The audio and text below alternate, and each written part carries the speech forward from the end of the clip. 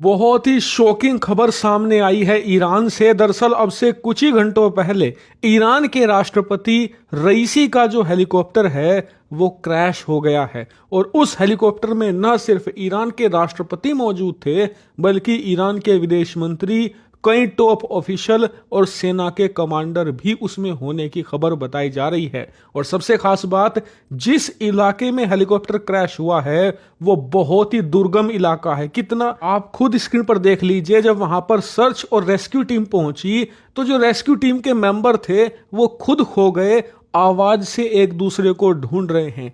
इतना ज्यादा दुर्गम इलाका है, इतनी ज्यादा फोग और धुंध वहां पर है। और यही कारण है कि राष्ट्रपति के हेलीकॉप्टर या उनके मलबे का कुछ भी पता नहीं लग पा रहा है। और मलबे का पता करने में अभी और समय लग सकता है क्योंकि इस इलाके में ऐसी धुंध परमानेंट रहती है। और आशंकाएं जताई जा रही है कि यह हेलीकॉप्टर क्रैश होकर नष्ट भी हो चुका है। और इस बात की संभावना बहुत ज्यादा है कि ईरान के राष्ट्रपति, उनके विदेश मंत्री समेत तमाम लोग इस हेलीकॉप्टर में जो सफर कर रहे थे सब के सब मारे जा चुके हैं। हालांकि इस बात की पुष्टि तभी हो पाएगी जब हेलीकॉप्टर या उसका मलबा मिलेगा। लेकिन तब तक ईरान की जो मीडिया है वो ये नहीं कह रही कि क्रैश हुआ है, वो कह रही हैं कि हार्ड लैंडिंग हुई है, मतलब कि हवा में तेजी से वो जमीन पर आकर गिरा है, ऐसा ईरान की मीडिया कह रही है। और ऐसी भाषा का इस्तेमाल इसलिए किया जाता है कि जब तक आपको हेलीकॉप्टर का या फिर प्लेन का मलबा नहीं मिल जाता तब तक आप उसे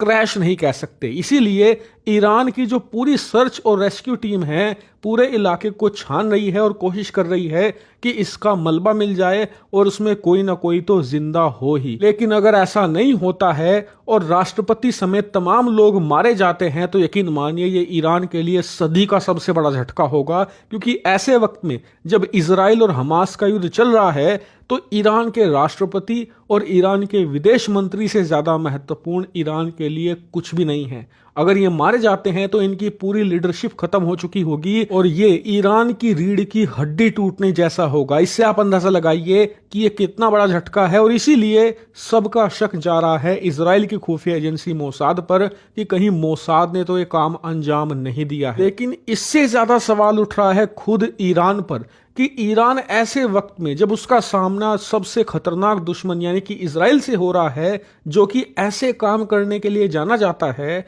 तो फिर आपने अपनी पूरी महत्वपूर्ण लीडरशिप को एक ही हेलीकॉप्टर में सफर करने कैसे दिया, वो भी ऐसे हेलीकॉप्टर्स में जो कि सोवियत यूनियन के जमाने के हैं, जिनकी आप ढंग से मेंटेनेंस भी नहीं कर पाते। आपके राष्ट्रपति, आपके विदेश मंत्री और पूरी लीडरशिप उसमें सफर कैसे कर रही है। इसीलिए सवाल ईरान की इंटरनल पॉलिटिक्स और पावर स्ट्रगल पर भी उठ रहे हैं जो वहां की लीडरशिप में होते आए हैं। और यही कारण है कि यह मामला अब उलझता जा रहा है। लेकिन सुलझेगा तब जब इस हेलीकॉप्टर का मलबा मिलेगा और आगे की जानकारी मिल पाएगी। खैर, मैं इस पूरे मामले पर नजर बनाए हुए हूं। जैसे कोई बड़ी अपडेट आती है तुरंत आपको मैं सूचित करूंगा।